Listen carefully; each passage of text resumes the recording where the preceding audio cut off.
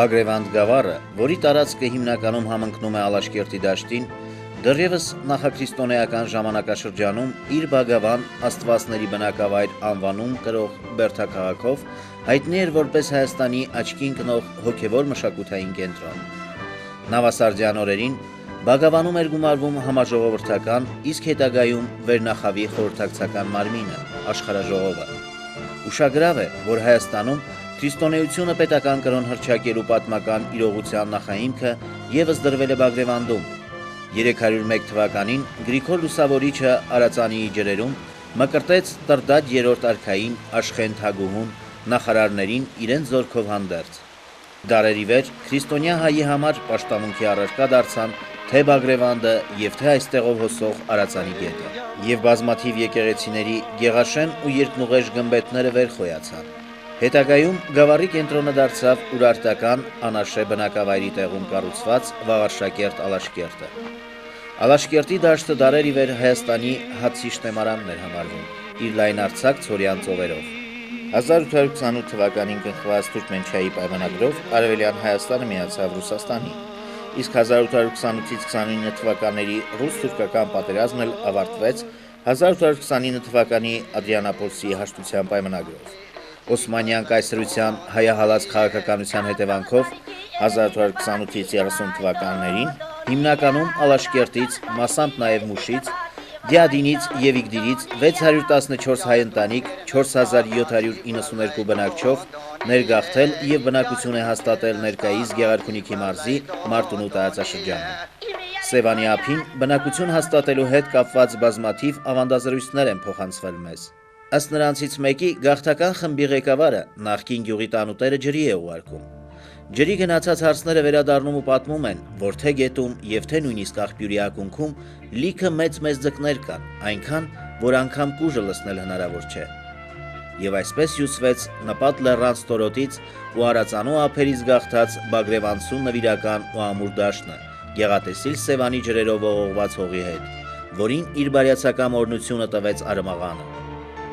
Ժամանակին ծաղկուն տնտեսական մշակութային կենտրոն համարվող տարածքը Կոտ, Մեծ Կզնուտ, Իշխանագյուղ, Բար, Ձակ եւ մի շարք այլ բնակավայրերով ամայացել էր։ Եվ սկսած 1830 թվականից գաղթական բագրևանցիներն իրենց տոկունությամբ եւ աշխատասիրությամբ շենացրեցին, ծաղկեցրին ներքին Ղանալուղի գավառակն իր շուրջ 2 տասնյակ բնակավայրերով։ Այսօր արդեն տարածաշրջանի 17 համայնքների բնակչության ընդհանուր թիվը հասնում է շուրջ 100,000-ի։ Մարտունու տարածաշրջանը լինելով Սևանա լճի առափնյա տարածք, որպես գլխավոր հարստություն եւ զբոսաշրջության համար գրավիչ գործոն, հենց Կապուտաչիա գեղուհով նրան շրջապատող բնական միջավայրի ալպյան չքնաղ լեռնաշխարհի գեղեցկությամբ ու պատմամշակութային հուշարձաններով է հպարտորեն ներկայանում իր այցելուներին։ Իսկ հնագիտական ճարտարապետական հուշարձաններ այստեղ շատ կան։ Պահպանվել են բրոնզեդարյան դամբարաններ եւ կիկլոպյան ամրոցներ, ժայռապատկերներ բազմաթիվ բնակավայրերում, ինչպես նաև մեր թվարկությունից առաջ 722-ից 705 թվականների ուրարտական արձանագրություններ Ծովինարում եւ Արթաձորում։ Ծովինարի տարածքում հայտնաբերված Թեշեբայինի ամրոցը մասնավորապես Քրիստոսի ծննդից առաջ 8-ից 6-րդ դարերի կառույց է, իսկ Ասխաձորի երկաթի դարի դամբարանները մեր թվարկությունից առաջ 9-ից 8-րդ դարերի են։ Վաղաշենում հայտնաբերվել է Արտաշես առաջինի սահմանակարը արամեերեն արձանագրությամբ։ Մեծաթիվ քրիստոնեական եկեղեցիներից են Կոթի Սուրբ Աստվածածին եկեղեցին 9-րդ դար ներքին գետաշենում, Շողագավանքի եւ Մասրուց անապատ վանական համալիրները համապատասխանաբար 5-ից 9-րդ եւ 9-ից 10-րդ դարերի Ձորագյուղում, Թազագյուղի Գրիգոր Լուսավորիչ եկեղեցին 9-ից 10-րդ դար, Սուրբ Ստեփանոս եկեղեցին 6-ից 13-րդ դարեր, Մարտունու Լուսաձոր նախկին Գոմեր տարածքում այստեղի խաչքարերը 9-ից 16-րդ դարերի, Վանևան վանական համալիրը 9-ից 10-րդ դարերի Արսվանիստում, Վարդենիկի Իշխանավանք վանական համալիրը 13-րդ դար, խաչքարերը 9-ից 17-րդ դարեր, Իշխանահատակ եկեղեցին 11-ից 13-րդ դարեր, ներքին գետաշենում եւ այլք։ Մոնումենտալ արվեստի արժեքավոր նմուշներ են շրջանի տարբեր վայրերում հայտնաբերված հնագույն խաչքարերը։ Զոլաքարի 13-ից 14-րդ դարերի թվագրմամբ Զորախաչ խաչքարը շուրջ 4 մետր բարձրություն ունի։ Իս շրջանում ամենամեծ հնագույն ոսկեզոծ ավետարանը պահվում է Աստղաձորում։ Այցելուներին, այո, հպարտորեն է ներկայանում Մարտունին։ հպարտ ու գրկաբաց։ Գրկաբաց, քանզի Մարտունեցին որպես տարածաշրջանի 17 համայնքների բնակիչների հավաքական կերպար հայտնի է ոչ միայն իր աշխատասիրությամբ, այլ նաև սրտաբուխ հյուրասիրությամբ։ Հյուրընկալությունը Մարտունեցու բնավորության թերևս ամենաբնորոշ հատկանիշն է։ Այն կարելի է ասել, ներկայիս ծերուններին է փոխանցվել պատմական Բագրևանդից գաղթած նրանց նախնիներից, ովքեր ևս Արևմտյան Հայաստանում հյուրընկալի մեծ համբավ ունեին։ Իր լեռնաշխարհի նման պարզ, շիտակ ու անմիջական, զուսպ եւ համբերատար, սակայն հարկ եղած դեպքում նաև տաքարյուն Ալաշկերտցու, Մշեցու զավակ Մարտունեցին կապված է իր հողուջերին։ Ծնունդով մարտունեցիները տեղափոխվելով այլ վայրեր, հիմնականում Արարատյան դաշտավայր, շենացրել են այդ բնակավայրերը։ Իսկ տաքարյուն հայրենասիրության դրսևորումը մարտունեցիները տվեցին թե հայրենական մեծ պատերազմի եւ թե Արցախյան ազատամարտի տարիներին։ Արցախի ինքնապաշտպանական ազատագրական պատերազմի մարտունեցի մասնակիցների թիվն այնքան մեծ է, որ դժվար է նույնիսկ ստույգ թիվն ասել։ Մարտունու կամավորական ջոկատներից զատ ծնունդով մարտունեցի ազատամարտիկները մարտնչել են նաև այլ ստորաբաժանումներում։ Տաղլարի աղաբեկներ ծնած Մարտունու հողը տվեց գուսանարտակներ, դուշման ռաֆիկներ ու հայրենիքի պաշտպանության մարտերում իմացյալ մահով անմահացած շատ ու շատ քաջեր։ Մարտունին հայոց բանակին տվել է բարձրաստիճան զինվորականներ։ Ինչպիսին են բանակաշինության եւ անկախ պետականության կայացման մեջ մեծ ներդրում ունեցող գեներալներ Գագիկ Մելքոնյանը, Հայկ Հարությունյանը, Հայկ Միլիտոնյանը, Սեյրան Սարոյանը, գնդապետներ եւ իրենց ողջ կարողությունն ու կյանք հայրենիքի ազատության զոհասեղանին իսպաս դրած այլ սպաներ ու ազատամարտիկներ։ Մարտունեցին եւ ոչ միայն նա, առանձնահատուկ երախտագիտությամբ ու օրնանքով է հիշում երջանկայիշատակ գնդապետ Հարություն Հարությունյանին, ինչպես նաև բոլոր քաջազուններին։ Այո, շիտակ եւ անմիջական Մարտունեցին, բայց եւ քաջատեղյակ աշխարհի անցուդարձին ու գիտական նվաճումներին դրսևորելով ուսումնատենչություն ու սեր գիտության հանդեպ։ Դեռևս խորհրդային տարիներին ուսանողների թվականակով տարածաշրջանը հանրապետությունում առաջիններից մեկն էր, եթե ոչ առաջինը։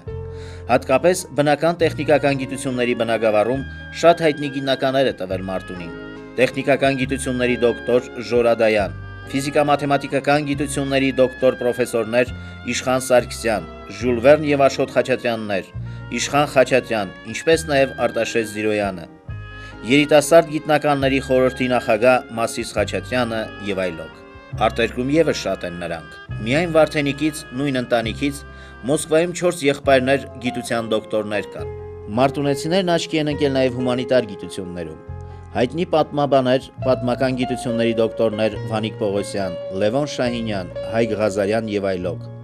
Բանասիրական գիտությունների դոկտոր Ֆրիկ Խողացյան, իրավագիտության դոկտոր Գրիգոր Սարգսյան եւ բազում այլ անուններ։ Թող ներվի նրանց բոլորին հիշատակելու համար, քանզի մարտունեցի գիտնականների թիվն իսկապես մեծ է եւ հնարավոր չէ ամբողջությամբ ներկայացնել։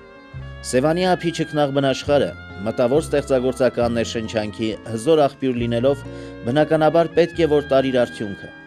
Մարտունու գեղատեսիլ լեռնաշխարից, իրենց ծննդավայրից ոգեշնչման սնունդ են առել արվեստի ու գրականության մի շարք շնորհաշատ ներկայացուցիչներ։ Գուսան Հայրիկը, նույն ինքը տաղանդավոր երգիչ, երգահան եւ ժողովրդական երգարվեստն ու բանահյուսությունը հավաքագրող, մոռացումից փրկող մեծանուն Հայրիկ Ղազարյանը, ում երգերը սիրված են Հայաստանում եւ հայահոծ գաղթօջախներում։ Գրողներ Բաղիշ Հովսեփյանը, Մարսպետ Հարությունյանը, Խաչիկ Կիրակոսյանը, Անդրանիկ Հակոբյանը, Վաղամերիկ բանաստեղծ Արամայի Սարգսյանը,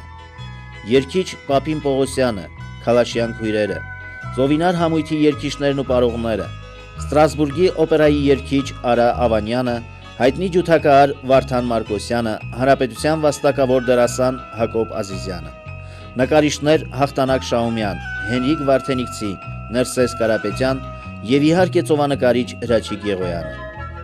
Մարզաշխարհում եւս շատ են հայտնի մարտունեցիները։ Նրանցից հիշատակենք թեկուզ միայն 1-2-ին՝ Սմբատ Լպուտյան, միջազգային գրոսմայստեր, շախմատի աշխարհի թիմային առաջնության չեմպիոն, Սոֆիկ Հայրապետյան, թիավարության ԽՍՀՄ չեմպիոն,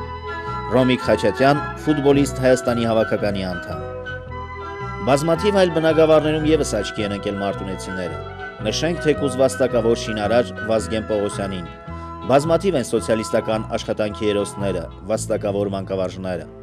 Հայտնի են նաև մարտունեցի հասարակական քաղաքական գործիչները որոնք իրենց մեծ ներդրումն ունեն ինչպես հայրենի տարածաշրջանի ու մարզի, այնպես էլ ողջ հանրապետության զարգացման գործում, ինչպիսիք են ազգային ժողովի падգամավորներ Ռաֆիկ Գրիգորյանը, Հակոբ Հակոբյանը եւ Հարություն Մուրադյանը։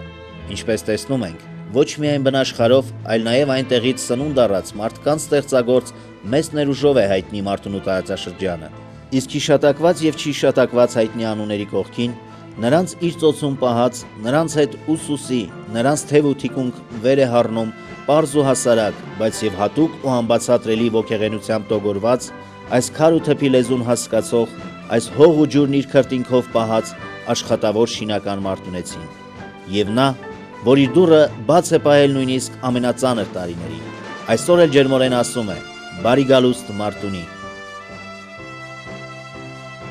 Մարտունու տարածաշրջանի շենացման ու զարգացման մեջ իրենց վաստակը ներդրած անձանց անունների ստվար շարքից մի մասը միայն ներկայացվեց, ինչը պայմանավորված է տեսաֆիլմի սեմ ձևաչափով։ Հանրային ծառայություններում, հասարակական պետական կառույցներում, առողջապահության, կրթության բնագավառներում մեծ թիվ են կազմում վաստակաշատ մարտունեցիները, որոնց մեջ են նաև հայրենիքում ու նրա սահմաններից դուրս գործող գործարարները։ Եկեղեցաշինական ու բարեգործական այլ ձեռնարկներով իրենց նպաստն են բերել մեծաթիվ բարերարները։ Իրենց գիտելիքներով, փորձով, կարողություններով ու անխոնջ աշխատանքով հայրենի եզերքին ծառայած ու ծառայող հազարավոր մարդկանց մեր հարգանքն ու խոնարհումը։